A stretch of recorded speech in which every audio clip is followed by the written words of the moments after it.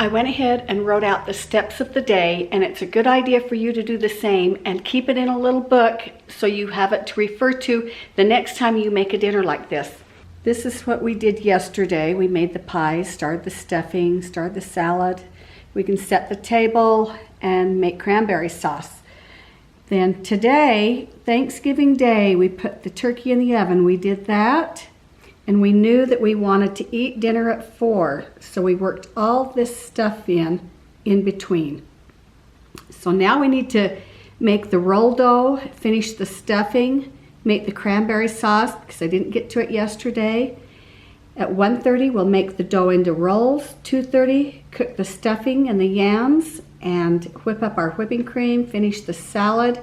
3:30, remove the turkey, make gravy, mashed potatoes, put rolls in the oven, carve the turkey, and put the food on the table and take the rolls out of the oven. Gosh, that is a lot. So for me, it keeps it clear in my head and makes it manageable to write it out and to put a time frame on it. It is called my cheat sheet, and everybody should have a cheat sheet.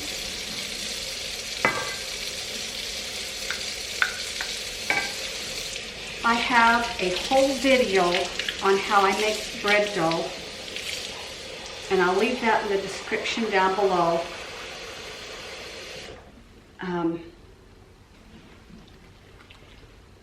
But I make the bread dough for my bread, for my rolls, cinnamon rolls, scones. So I won't go into detail right now on how I'm doing this.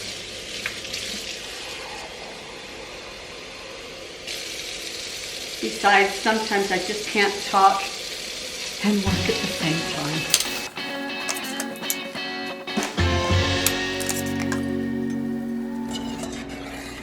I had to improvise today on the cranberry sauce because I couldn't find any fresh cranberries. I've got a half a cup of sugar in here, some freshly sliced strawberries, tapioca, a couple tablespoons of that, and I had to use canned cranberries because I couldn't find any fresh ones today. So our cranberry recipe is in the Griffiths cookbook.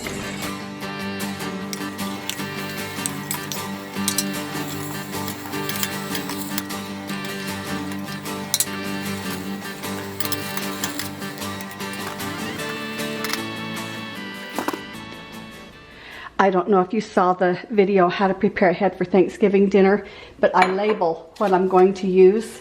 And this has always been for my cranberry sauce.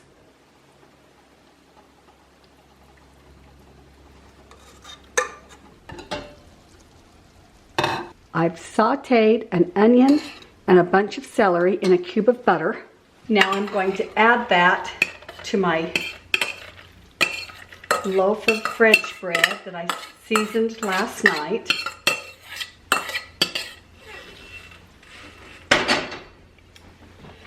And I'm going to add about 3 cups of chicken broth to it, or however much I feel like it's going to need.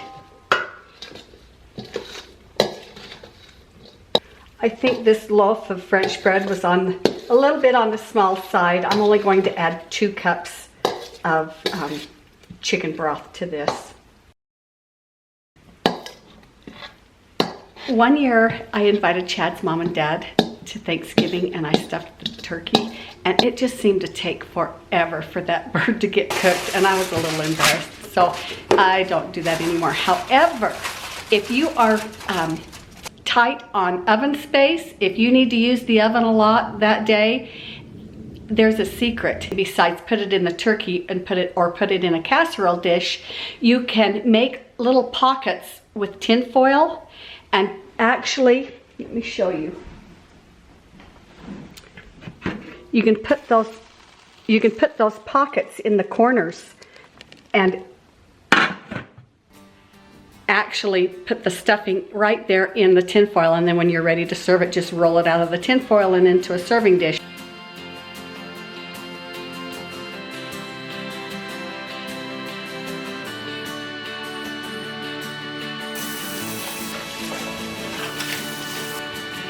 Gosh, it's just a really good idea to keep your dishes done as you go along. You can save yourself a lot of work later, and it just makes the kitchen look nicer, and it makes you be able to work easier if you just really quickly wash things up just as soon as you can.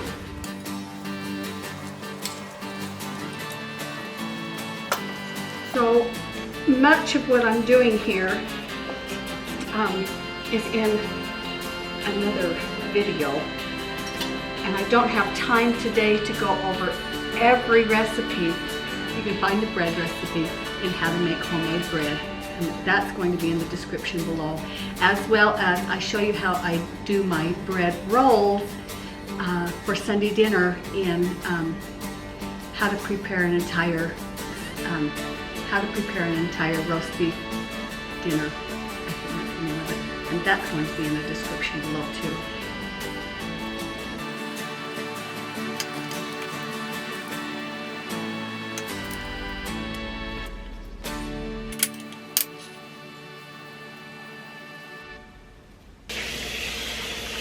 Get your potatoes cut up and on the stove. Cook them slow. They'll be ready. Salt the water real good. Listen, I'm an Idaho farm girl, and if there's anything I know, it's potatoes. I can peel them just about as fast as anybody. I could do a potato peel race. I could beat anybody. We're gonna finish making our salad now. Add my pineapple and oranges. I add my whipped topping to it. 2 8-ounce cartons of topping.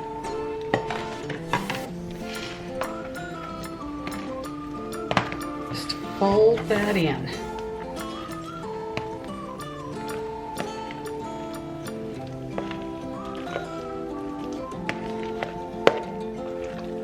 And it's nice to have a big ball to work in. This makes a big salad.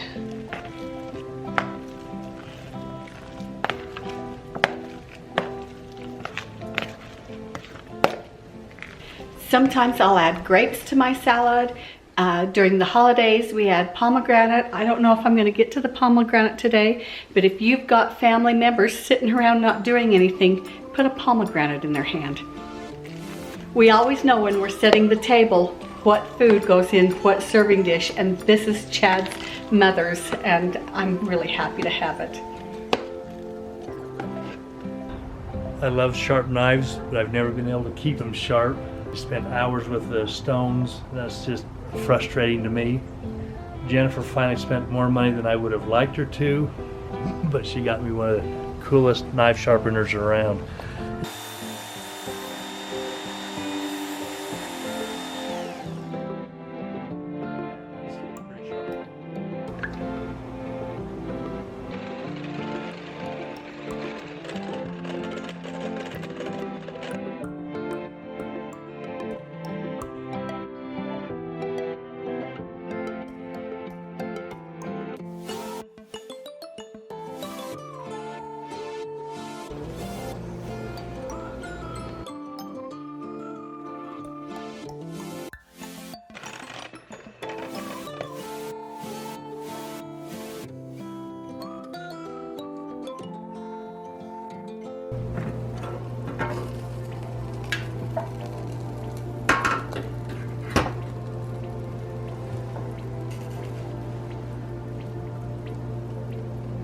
Smells good.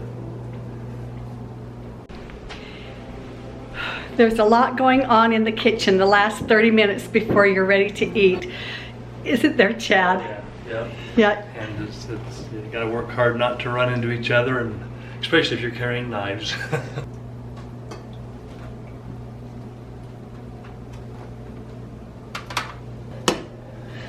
Okay, I have a video where I go into detail on my mashed potatoes. And I am running against the clock right now to get done, so you can watch the video on that. It's the one where I'm cooking Sunday.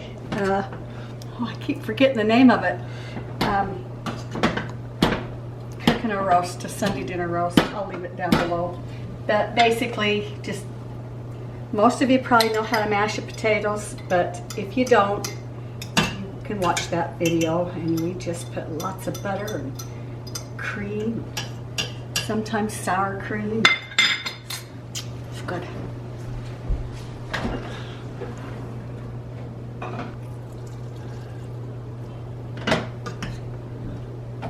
And if you're wondering if you've added enough butter, then you need to add some more butter, okay? You just, you're not gonna put too much butter in it.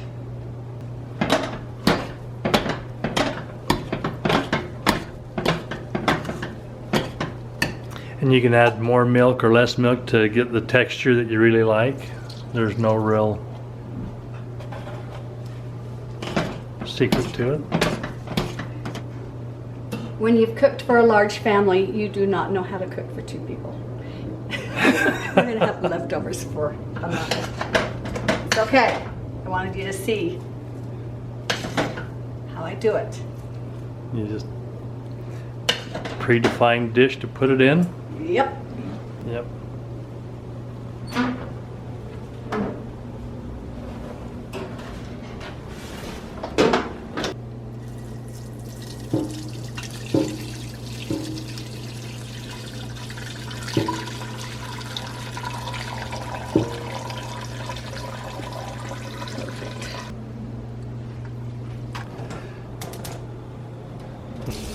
So to make the gravy, I've just got about 3 tablespoons of flour in here that I'm going to mix up and pour into my drippings.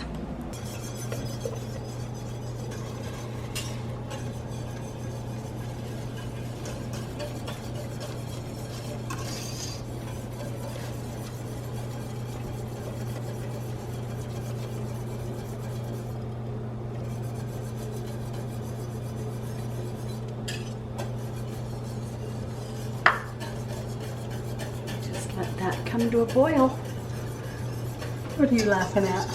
Oh, just trying to get the right angle. You're a good cameraman. I don't know why people make such a big deal about gravy, and it scares so many people because there is nothing to it. Well, and I think, you know, I hear a lot of people saying that they're afraid that it'll be lumpy. And I don't know if that's because they don't get the flour mixed with the water. So if it is. So if it is lumpy. Well, how do you prevent it from being lumpy? I don't know. Make it lumpy and then strain it? Yeah, you can do that. And I don't care if there's some lumps in my gravy, or at least I don't care if there's little bits of meat. I like that. Oh yeah, So I oh don't yeah. Well, I think, that. well, and again, I've never had lumpy gravy, but maybe it's their flour and water So mixture. this is seems a little loose right now, but it will thicken up as it starts to cool down a little bit. That's really, really hot. It's 4 o'clock. We've got to sit. We're supposed to be eating right now. 4 o'clock. Cut some meat. Let's eat. This always scares me. See, we shouldn't scare you. Well, mainly because it's hot. Oh. I don't want to burn myself. But I'm not a carver. I'm not a chef, but a butcher. I'm not a butcher, so I just know that there's a bone that comes right down the middle. Yeah. Just kind of.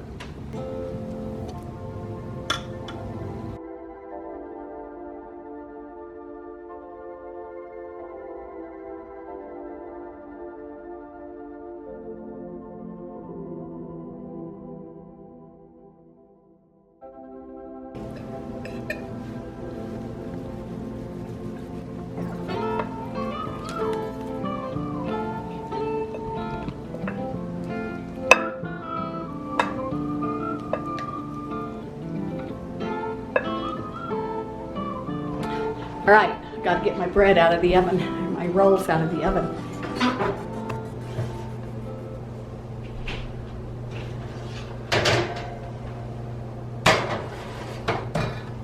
Okay, I want to show you another trick.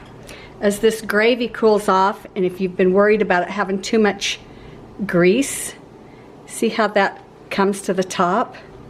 You can just gather it up. Right now.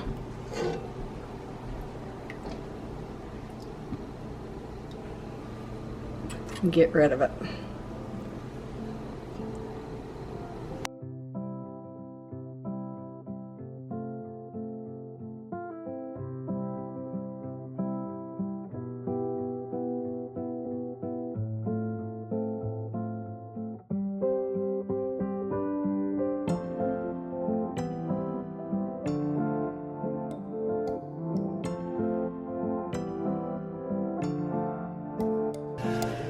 I am so hungry. Let's take off our aprons. And Love it.